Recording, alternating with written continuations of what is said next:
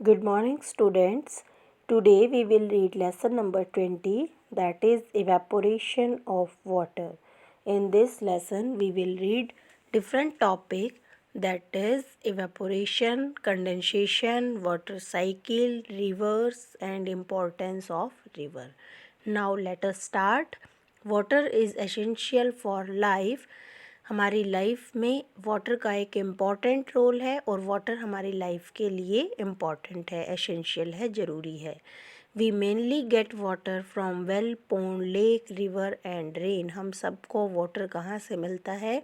Well, pond, lake, river और rain से मिलता है. The rain water is the purest form of natural water on earth. Rain water earth पर natural water की एक purest form है. During the rainy season lake, river, ponds fill up because of rain water.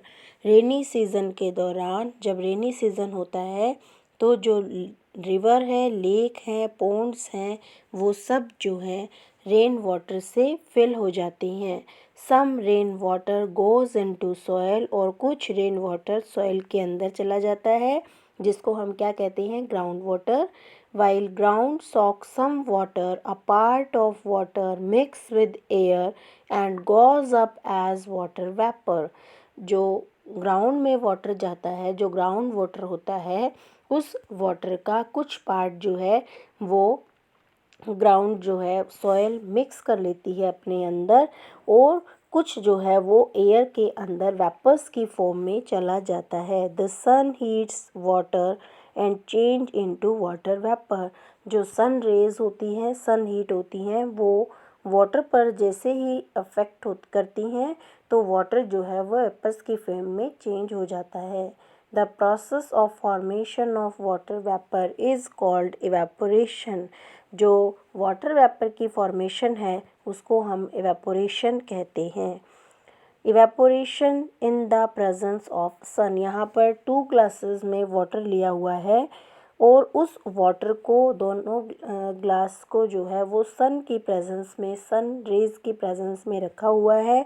तो जैसे ही sun rays water पर गिरती हैं तो सन की प्रेजेंस के कारण वाटर इवेपोरेट हो जाता है, और उस वाटर को, सेम वाटर को अगर हम मून की प्रेजेंस में रात को रखते हैं तो कोई भी इवेपोरेशन का प्रोसेस नहीं होता है. Many factor affect the process of evaporation. बहुत सारे फैक्टर जो हैं वो इवेपोरेशन के प्रोसेस को अफेक्ट करते हैं. Water evaporate faster when temperature is higher. जब टेम्परेचर हाई होता है तो इवेपोरेशन के प्रोसेस को भी वो फास्ट कर देता है, तो इवेपोरेशन भी फास्ट होता है. Water evaporate faster when it expose to wind और when it is windy. Water जो है जब एयर की प्रेजेंस में, विंड की प्रेजेंस में होगा, जब विंडी एनवायरनमेंट होगा तो इवेपोरेशन फास्टर होगा. Water evaporate faster when the air is dry. जब एयर ड्राई होगी, एयर में मॉइस्चर नहीं होगा, तो भी इवेपोरेशन फास्ट होगा.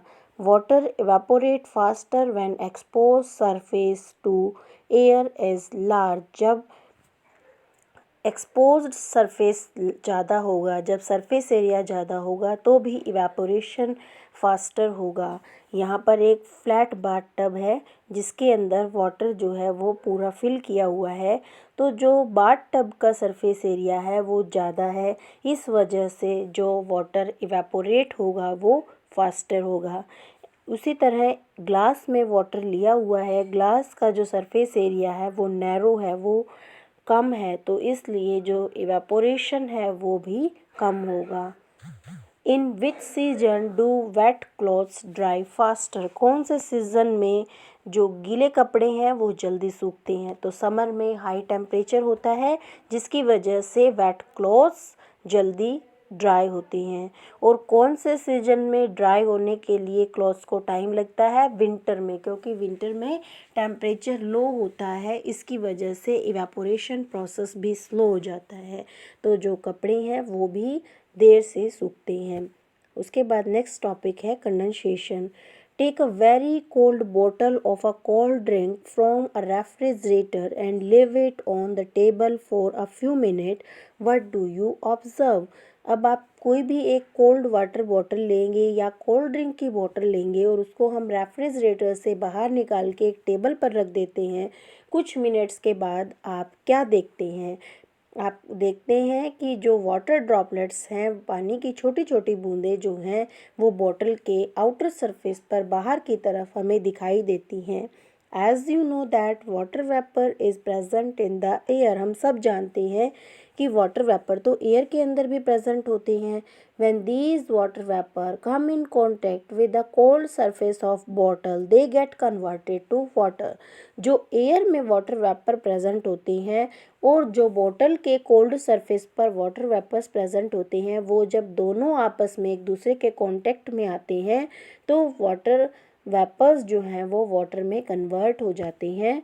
Then they settle on the cold outer surface of the bottle, और फिर वो बाद में बॉटल के आउटर सरफेस पर जो है इकट्ठे हो जाते हैं। The change of water vapor into water on cooling is called condensation. Water vapour से वाटर की फॉर्मेशन होना कूलिंग के टाइम पर उसको हम कंडेंसेशन कहते हैं। Water cycle, water from its source get heated by the sun. Water cycle एक इस तरह का साइक्लिक मोमेंट है वाटर का, जिसमें वाटर जो है वो अर्थ के सरफेस से एटमॉस्फेयर पर और एटमॉस्फेयर से अर्थ के सरफेस पर आता जाता रहता है। तो इस तरह की जो साइक्लिक मोमेंट होती है नेचर के अंदर वाटर की, उसको हम वाटर साइकिल कहते हैं। Water from its source get heated by the sun. जो वाटर हमें वाटर बॉडीज से मिलता है, वाटर सोर्सेज से मिलता है, वो सन हीट के कारण गर्म हो जाता है। Due to heat of sun, sun की हीट के कारण water get converted to water vapours. Water जो है वो वाटर वेपर में चेंज हो जाते हैं एंड मिक्स विद एयर, और एयर के साथ मिक्स हो जाते हैं। When the water vapour cool, जैसे जैसे वाटर वेपर कूल होते जाते हैं and form droplet of water, तो वो क्या है, वाटर के ड्रॉपलेट्स छोटी छोटी बूंदों के रूप में फॉर्म करना शुरू कर देते हैं। और जब वो सारी ड्रॉपलेट्स आपस में ज्वाइन हो जाती हैं तो वो क्लाउड को फॉर्म करती हैं। Clouds float in the sky, और वो क्लाउड्स जो हैं वो स्काई में फ्लोट करते रहते हैं। As more and more such droplets join together, जैसे ज़्यादा से ज़्यादा जितनी ड्रॉपलेट्स आपस में इकट्ठी होती जाती हैं वो उतना ही ज़्यादा एक हैवी क्लाउड फॉर्म कर देती हैं। और वो ज़्यादा जितनी ज़्यादा ड्रॉपलेट्स होंगी वो उतना ही ज़्यादा हैवी हो जाएगा और हैवी क्लाउड्स को वो फॉर्म कर देंगी। और जब क्लाउड्स हैवी हो जाते हैं they fall down in the form of rain, तो वो हमारे पास रेन की फॉर्म में गिरना शुरू हो जाते हैं। If the air is very cold the droplet freeze and form snowflakes.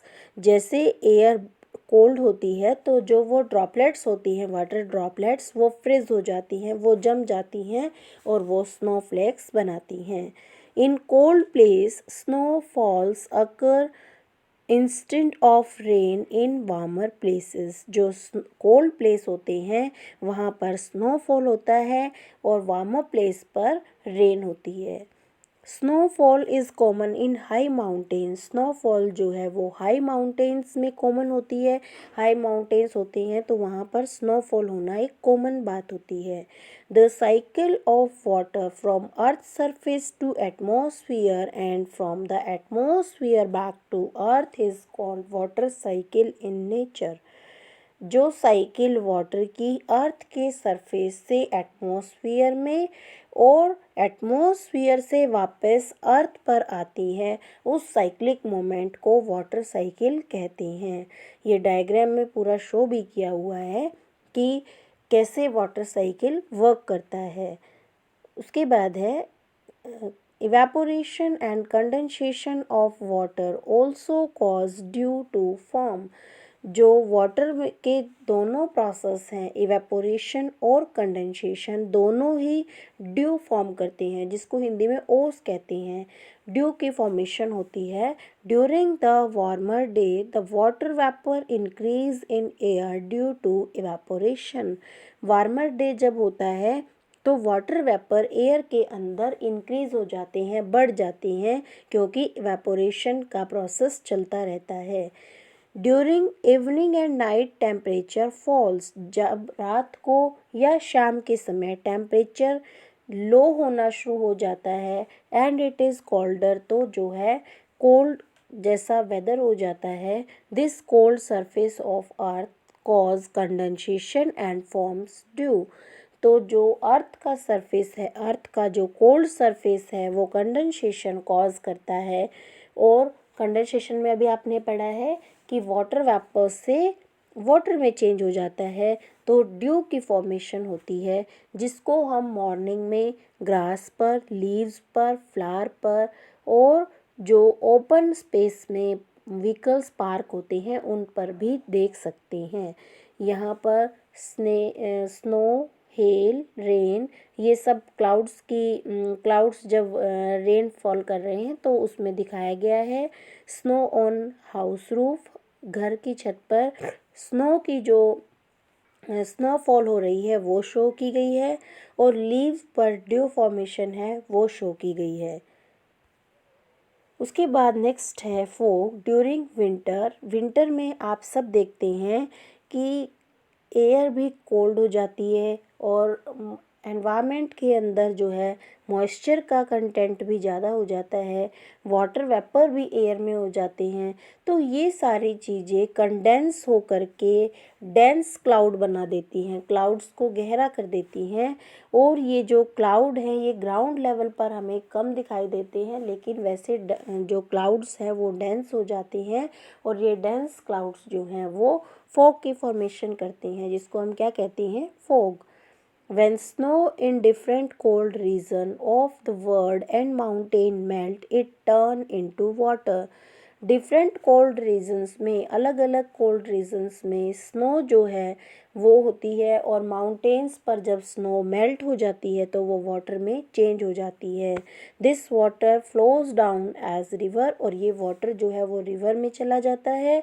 And most river flows into sea, और बहुत सारी रिवर जो है वो कहाँ आकर मिलती हैं, सी में। और सी जो है वो एक सबसे बड़ी वाटर बॉडी होती है। सी वाटर इज सलाइन, सी का वाटर जो है वो सलाइन होता है, साल्टी होता है। हमने पिछले चैप्टर में पढ़ा था कि सी वाटर साल्टी होने के कारण ड्रिंकिंग पर्पस के लिए यूज़ नहीं होता है। तो जो सी वाटर होता है वहाँ पर सी एनिमल्स जो हैं वो, जैसे fish, octopus, sea horse, Wales, ये सब जो हैं वहाँ पर रहते हैं और अपने लाइफ को सरवाइव करते हैं। River of India, India is a land of river. India को रिवर की लैंड कहा जाता है, लैंड ऑफ रिवर कहा जाता है। Hindu worship river and treat them as a life giver. Hindu जो है उन रिवर्स की पूजा करते हैं और उनको एक जीवन दाता के रूप में ट्रीट करते हैं। कि some of the famous river like Ganga, Brahmaputra, Yamuna, Krishna and Kaveri, कुछ रिवर्स के नेम दिए हुए हैं। इम्पॉर्टेंस ऑफ रिवर, रिवर की क्या इम्पॉर्टेंस है। River are a source of fresh water and food. Rivers जो हैं वो फ्रेश वाटर और फूड का एक सोर्स हैं। River bank have helped human progress through the cultivation and food production since dawn of civilization. जैसे जैसे जो civilization बढ़ी तब से जो रिवर है वो ह्यूमन के लिए एक प्रोग्रेस रही है। जो उसकी प्रोग्रेस किससे जुड़ी हुई है, कल्टीवेशन से और फूड प्रोडक्शन से। तो रिवर जो है वो ह्यूमन की हेल्प करती हैं कल्टीवेशन और फूड प्रोडक्शन के द्वारा। River are a means of inexpensive and efficient transportation. Rivers को एक सस्ता और अच्छा ट्रांसपोर्टेशन का मीन्स माना जाता है। People use river route for exploration. लोग जो हैं रिवर को रिवर रूट्स के रूप में यूज़ करते हैं। And river can also be used to generate electricity in certain condition. बहुत सी कंडीशन में, कुछ कंडीशंस में रिवर को इलेक्ट्रिसिटी जनरेट करने के लिए यूज़ किया जाता है। Interesting facts about main river of India. अब यहाँ पर आपको कुछ मेन रिवर जो हैं उनके बारे में बताया गया है कि उनका नेम क्या है, उनकी लेंथ क्या है, वो कहाँ से निकलती हैं और कहाँ जा कर के वो मिलती हैं, कहाँ ख़त्म होती हैं, और जब वो जाती हैं तो वो कौन से स्टेट को क्रॉस करती हैं। सबसे पहले है गंगा, जिसकी लेंथ जो है 2507 है, जिसका ओरिजिन प्लेस जो है वो गोमुख गंगोत्री से है, और जो कहाँ जाकर एंड होती है, बे ऑफ बंगाल में, बंगाल की खाड़ी में। और ये कौन से स्टेट से जाती है, उत्तर प्रदेश, बिहार और वेस्ट बंगाल से जाती है। यमुना, यमुना को जमुना भी कहा जाता है, जिसकी लेंथ जो है 1370 है, और ये यमुनोत्री से निकलती है। और गढ़वाल जो जगह है, गढ़वाल, वहाँ यमुनोत्री से ये इसका ओरिजिन प्लेस है, और ये भी बे ऑफ बंगाल में जाकर के मिलती है। और ये स्टेट कौन सी क्रॉस करती है, दिल्ली, हरियाणा और उत्तर प्रदेश। ब्रह्मपुत्र 2850, और ये चामुंग ग्लेशियर से निकलती है, जो कि मानसरोवर और कैलाश माउंट के बीच में जो जगह है, वहाँ ग्लेशियर से ये निकलती है। बे ऑफ बंगाल में जाकर इसका एंड है, और ये north eastern state of India को क्रॉस करती है। उसके बाद कावेरी, कावेरी जो है, जिसको दक्षिण गंगा कहा जाता है, उसकी जो लेंथ है वो 765 है, और ये कॉर्क हिल से, कर्नाटका से निकलती है, और इसका एंड जो है वो बे ऑफ बंगाल में है। स्टेट ये कर्नाटक और तमिलनाडु को क्रॉस करती है। उसके बाद है गोदावरी, गोदावरी जिसकी लेंथ जो है 1465 है, जो त्र्यंबकेश्वर, नासिक में जो त्र्यंबकेश्वर है, वहाँ से, महाराष्ट्र से ये निकलती है। बे ऑफ बंगाल में जाकर इसका एंड होता है, और ये साउथ ईस्टर्न डायरेक्शन में महाराष्ट्र और आंध्र प्रदेश के बीच से निकलती है। उसके बाद कृष्णा, कृष्णा जो रिवर है उसकी लेंथ 900 है, जो महाबलेश्वर, महाराष्ट्र से ओरिजिन प्लेस है इसका, और ये भी बे ऑफ बंगाल में जाकर के मिल जाती है। महाराष्ट्र, कर्नाटक और आंध्र प्रदेश, ये 3 स्टेट्स को क्रॉस करती है। उसके बाद नर्मदा, नर्मदा की लेंथ है 1300, और ये अमरकंटक हिल इन मध्य प्रदेश इसका ओरिजिन प्लेस है। ये अरेबियन सी में जाकर के मिलती है, और महाराष्ट्र, मध्य प्रदेश और गुजरात, 3 स्टेट्स को ये क्रॉस करती है। ताप्ती, जिसकी लेंथ जो है वो सबसे कम है 724, और ये पचमेरी मध्य प्रदेश से इसका ओरिजिन प्लेस है। अरेबियन सी में ये एंड होती है। मध्य प्रदेश और गुजरात 2 स्टेट को ये क्रॉस करती है। गोमती 805, हिमालय रेंज ऑफ नेपाल, और and in bay of Bengal, and the state cross Uttar Pradesh. Ghaggar, ये शिवालिक माउंटेन से, हिमाचल प्रदेश में शिवालिक माउंटेन से ये ओरिजिनेटेड होती है, और ये थार डेजर्ट में जाकर के डिसअपियर हो जाती है। हरियाणा, पंजाब और राजस्थान से ये क्रॉस करती है। महानदी जो रिपीट है ये 2 बार, महानदी जो है 860 इसकी रेंज है, सतपुरा रेंज से निकलती है, और बे ऑफ बंगाल में जाकर एंड होता है। छत्तीसगढ़, झारखंड, उड़ीसा और महाराष्ट्र, ये स्टेट्स को क्रॉस करती है। थैंक यू बेटा।